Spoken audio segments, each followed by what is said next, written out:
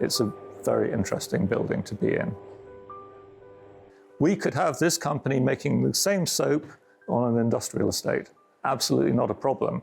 In many ways it would be easier, but you would lose a little bit of that historical connection. Droyts is an amazing old glycerin soap manufacturer, founded in Minsk in 1893, of all places, in Belarus.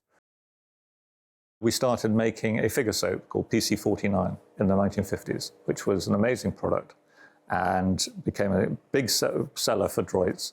It was a little policeman, and there were teams of people upstairs painting little gold buttons and gold emblems on the helmet of the PC. Amazing product. But then, over the years, the figure soap market declined and the glycerin soap market was taking off. So the decision was made in the 80s to stop making solid soap and make glycerin soap only. And that's what we've been making ever since.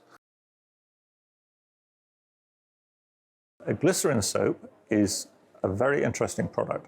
Glycerin is a moisturizer. So with a glycerin soap, it doesn't leave the skin feeling as dry. And this is a hard thing to do. You can't really mechanize that process. When I first started, we only made 2 types of soap, eau de cologne and yellow rose.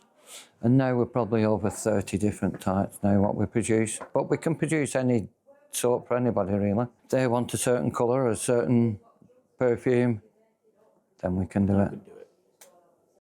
I first started back in 1980, 2 weeks after leaving school. My mum was working here then, and the rest is history. Depending on what we're doing, if we're manufacturing, I'm in that side of the manufacturing side most of the day.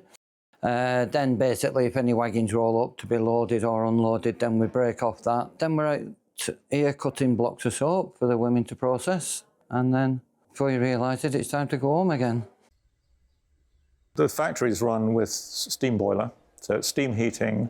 We have a drying room, steam heating in the winter for the factory. The manufacturing is all run with steam. So we're now standing in the boiler room. This boiler has been here since 1985, I think. This is responsible for heating the factory, for warming our drying room, and for manufacturing. It's almost fair to say, when this breaks down, the whole factory shuts. It's an incredible old thing, steaming away. This is our mixing pan. In the 80s, everything used to be done by hand.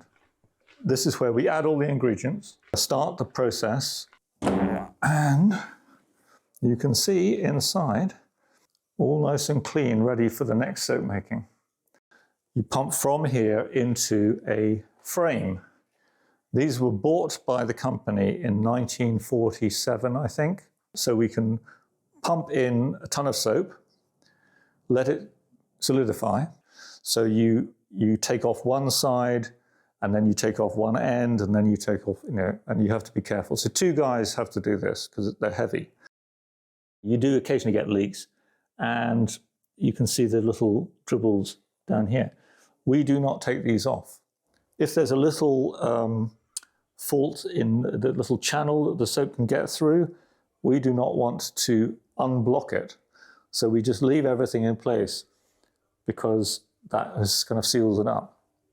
And that could be really old. I have no idea. That could be historical. When the soap is made, we store it for at least 2 weeks.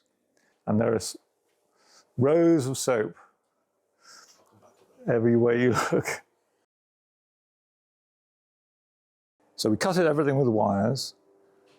We cut the block into plates, and then we cut the plate into bars.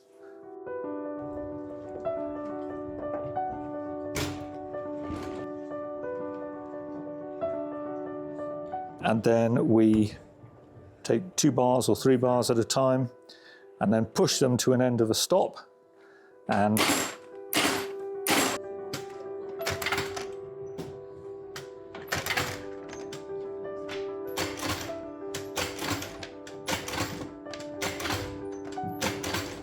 they're put in the racks for a day, and then they go into our dry room for a day.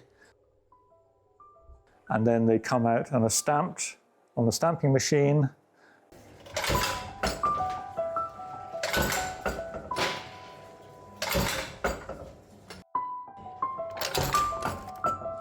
And that's the whole process. And each process takes a day.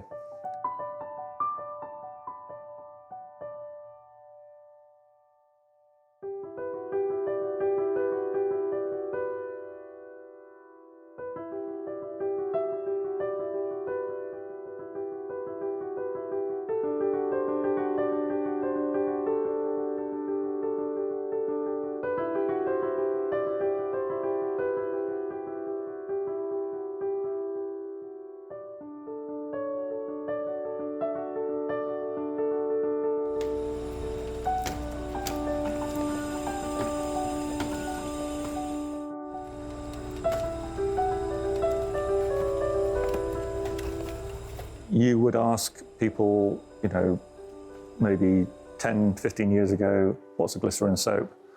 Most people don't know. But people who use our soap love it. Keeps you clean.